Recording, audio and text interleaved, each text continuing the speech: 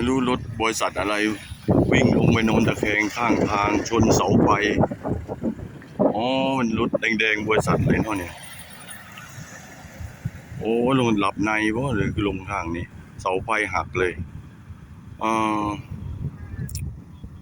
อยู่ถนนนี่แล้วเนี่ยนาแกหนองญาตินี่แหละทางไปนครพนมอ่ามันลงท่าไหนวะใส่รับในหรือเป็นยังไงไม่กล้าเข้าใกล้เลยรถสีแดงของบริษัทเลยนะอืมโอ้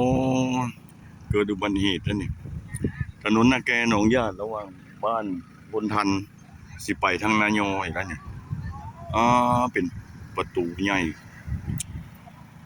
อุบัติเหตุสดๆร้อนๆเลยตั้งแต่เช้านี่ใส่เพื่อนรับในบอกคือ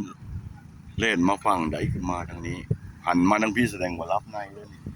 มันย้อนเลนลงไปฝั่งคุณโอ้เดี๋ยวอันตรายแท้โอ้บริษัทอย่างนี้เนี่ยบัวเห็นข้างรถเพิ่งลงนี่